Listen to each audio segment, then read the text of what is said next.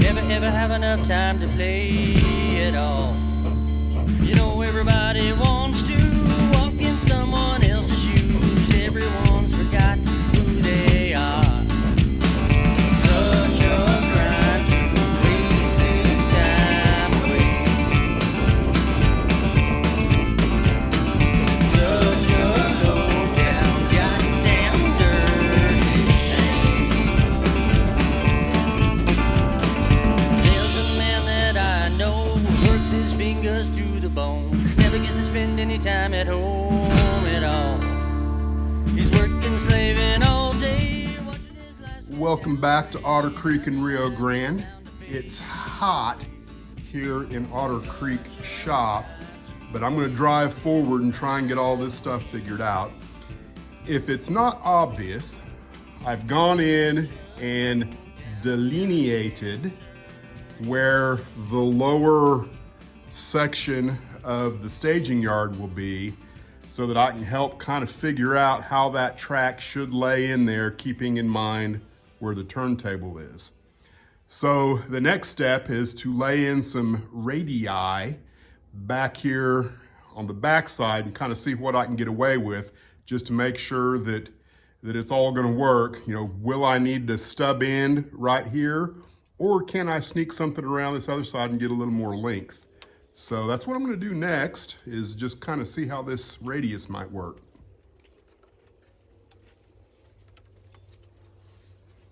All right, that worked out pretty much the way I expected it would.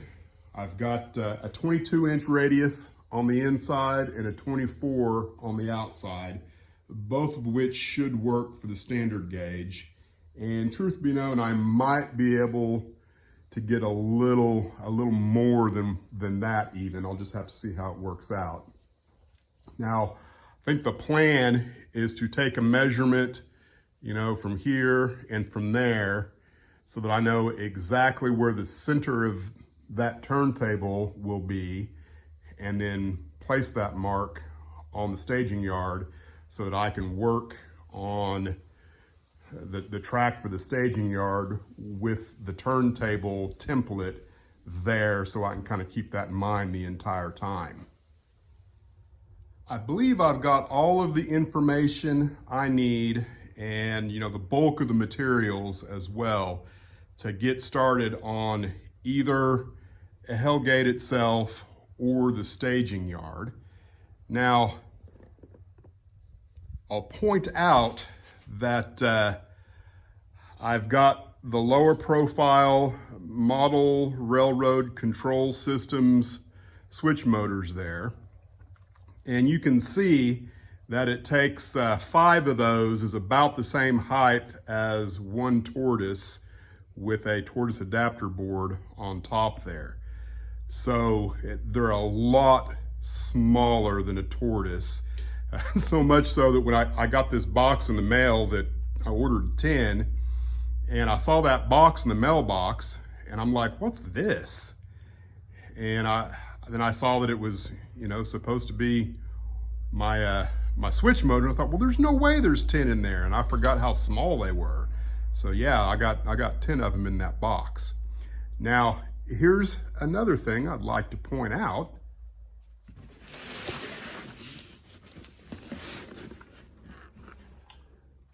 Lynn McCurdy over there at the High Desert Model Railroad Club has been a subscriber to the Otter Creek for, well, probably since, you know, kind of the very beginning. I'm not sure when he subscribed, but, you know, he for sure was watching my stuff in the first year, and he's been, you know, a great friend of the channel. And he, without any prompting at all, sent me 17, I think, standard gauge freight cars for just being a wonderful guy. And it's not like he gave me his junk either. Some of this stuff is really nice, and I don't want to unwrap all of it, but you know, this is kind of what we're looking at. nearly all of it is ready to go. There's a few that, you know, that have some broken couplers and whatnot and a few scars, but for the most part, everything was ready to run when it showed up in the bubble wrap. Just a lot of really nice stuff. I can't thank him enough. So if you're not a subscriber of Lynn, you ought to go over there and check out his channel. He does a lot of run-bys for the HDMRR, I think is what it actually is. I'll throw something up in the comments there. So I'm not going to unwrap all of them, but I've got a few more I'll probably show you in the other room, because there's one more thing I want to talk about before I really get busy with the next step on the build. Here are a few more of the cars that Lynn gifted me. And these are a few that are a little more closer to period specific for kind of what I'm doing, which is the 1930s. And I'm not even sure what this car is. Lynn, drop me a comment and tell me what that is, because I don't know. And of course, I've got a caboose here. This is a Colorado and Midland caboose. So now none of the road names, there's a few that would work well for my area. I think there's some Colorado and Southern Pacific. I think that works well for the railroad. There's some of the others that, you know, probably not likely to see in a Western railroad. But when it comes to operation, I'm not going to discriminate, you know, on any particular road name when it comes to operating. It's just a matter of having cars to do it with for sure to begin with. You know, once I start taking pictures and things like that, I might be a little more picky, but I'm certainly not going to not use any of these cars in operations. So again, thank you, Lynn. Now, before I get started with the next thing, which I'm still not 100% sure what the next thing is, but I'm pretty close to knowing what it is. We probably ought to grab the gear shift and jam it into reverse a little bit and remember what my goal is, you know, for the whole year. Because I did have a goal for the year. I want to make sure that I'm still on track on what I'm doing and kind of getting things heading in the right direction. Now, all of this began as a result of coming in with the spline and then needing to figure out exactly how I was going to get the spline to interface with whatever the heck this was going to be. So yada yada, after I figured out what the heck this is going to be, then I had to figure out what the heck that was going to be. Everything folds in on itself, and there's a natural order to things. So if I recall, at the very beginning of this year, my goal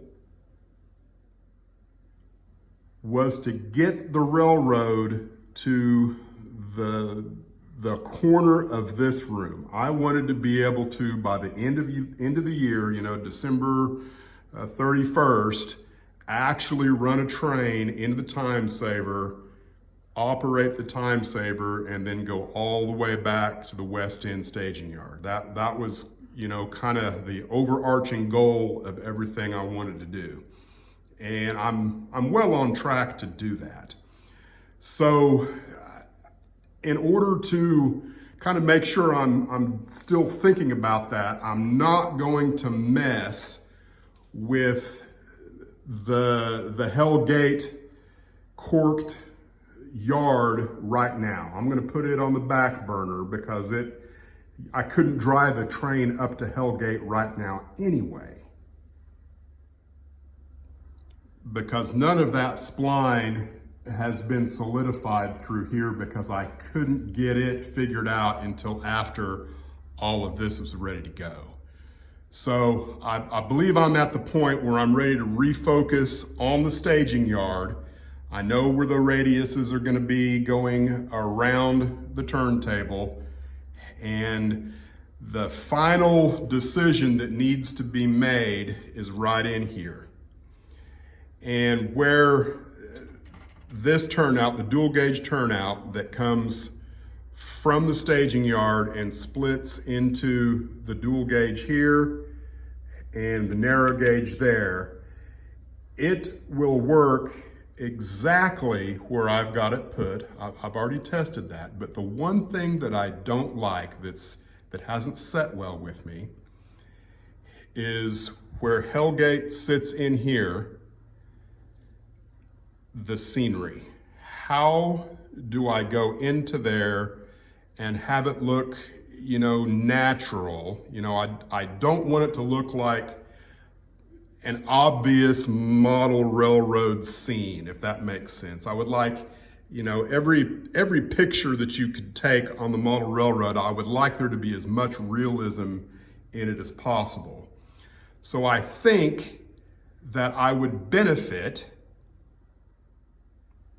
by the whole Timesaver sliding down another 12 to 8 inches, because that's going to give me just a little more room to deal with the tunnel that's going to have to be there, or whatever scenery, if I could get away without a tunnel. Those things are yet to be seen, but I for sure believe that I will have better luck with making that look good by having the Timesaver another 12 inches down. Now, I'm pretty sure that that's not going to cause me any problems with the radius going into the yard. That's going to begin over here somewhere just left of the comfy chair. But what that means is, I think before I do anything else with the staging yard, I've got to build some infrastructure in this corner so that I can slide the Timesaver down another 12 or 18 inches. So that's what I'm going to do. I'm going to get it to where I can move the Timesaver a little bit more. And I think, the only backtracking I will probably have to do is that this piece of plywood, I might have to make a little bit bigger than it is now, obviously 12 to 18 inches, depending on how it works out. So that's what I'm going to get started doing.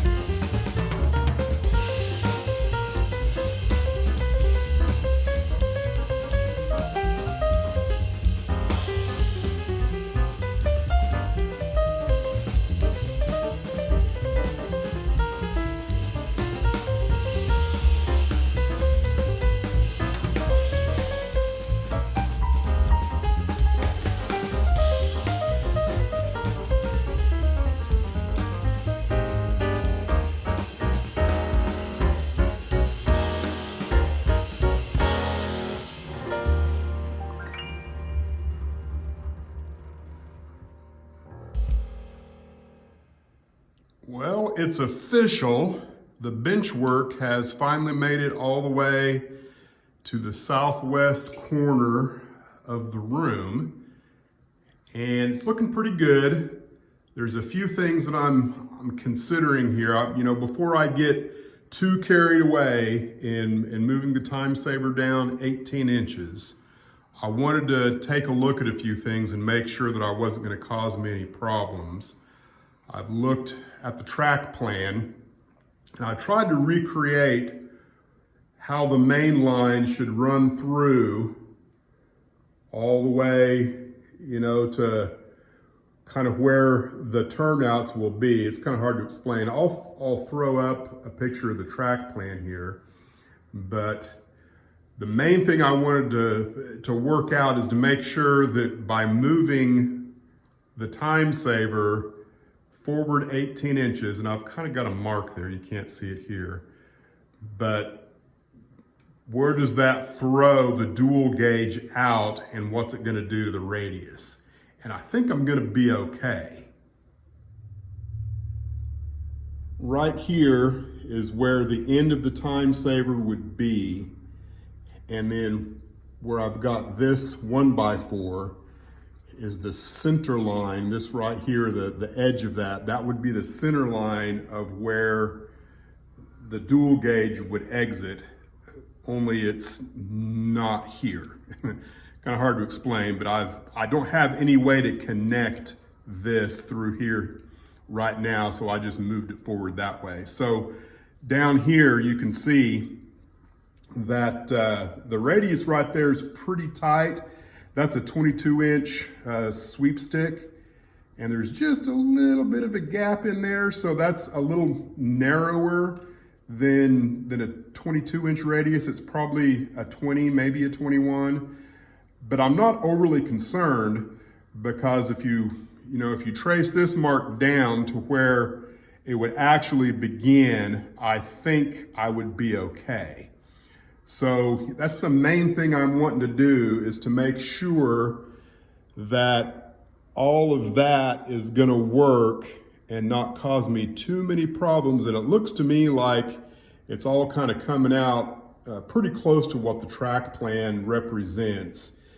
And of course, I've got a lot more confidence in building turnouts, that if I need to start one of the turnouts in here with a little bit of a radius in it, I'm not concerned about it. Now, I would never want to do it here, but I think as long as I've got 80 inches, give or take, between where that is and where the radius begins, right in through here somewhere, and I think I've got more than 80 inches, then that should be plenty of room to have, I think I'm proposed somewhere between 6 and 8 yard tracks. There'd be 2 to the outside of this one, and then several this way, and then the dual gauge will continue on around in reverse loop, and then the narrow gauge will split off and come back in. I think anywhere somewhere up in here where it can access the side of the yard that is closest to the wall. And then of course, back here in this corner will be the engine facilities. So I think it's gonna work. And I think now that I feel good about that, I can actually move the Timesaver up to here and reconnect the staging yard back here, with everything this way. It's going to give me just a little more room to work with some scenery in here. I think I'll like that a lot better. The Timesaver's been moved. I went with 16 inches instead of 18, and you can see that it's quite a bit different than it was before. Now, another advantage I don't think I mentioned is that with it being further this way, there's a lot less likelihood that an operator of the Timesaver and an operator of Silver Gulch will, bump into each other. I think it works better that way too. And then this area here will, hopefully I can blend the scenery through this area a lot better now with that extra distance. You can see here with the edge of the Timesaver, I now have my edge board, if you will, in its proper location, or at least as close to I can get to it as I think it will be. And you can see that eased up that radius quite a little bit. So this, I'm broader than 22 inches there now. And I feel pretty confident that I can put, you know, if I need to, I can put a curved radius throat turnout in there wherever I want. It's not my plan though. My plan is to only use straight turnouts in this yard. That's my hope, that's the goal. Down here at the entrance to the staging yard, I went ahead and clamped on one of the switch motors, the low profile switch motor, and have checked it with both my standard gauge and my narrow gauge. And the narrow gauge, it clears. I could, if I was only dealing with narrow gauge under there, it would clear everything. But I am gonna have to move up the whole yard by essentially the full width or the full thickness of this, unless I find out that there is a path in between this first turnout, I can't really, where the first turnout is and where the second one occurs down here. I'm relatively certain that everywhere else, maybe not the first one, but I think I can make it work. I don't think there's gonna be a clearance issue anywhere else in there because I think they're gonna be avoided. So that's something I'm gonna look at. If I can keep it at the height that it's at now, that would be optimal in my opinion, but we'll just have to see. Now, I guess in closing here, let me see if I can raise this just a little bit more. You can see that I've got some warpage issues with the plywood. I've got a gentle bow kind of all the way through to this corner, and then it dishes right in here. I'm not overly concerned. My plan is to use an L-girder ledger board on the length, and then this end down here, which should take care of, you know, greater than 95% of all of that. If I find out that I need to introduce some other support in there to help keep things aligned, I will, but I'm really not concerned about it. I think it's gonna work out just fine. You know, I got to thinking about this. I've got period specific models, and the actual model that, you know, I think is going to cause me the most problems going through here, why don't I actually check it? So that's what I did.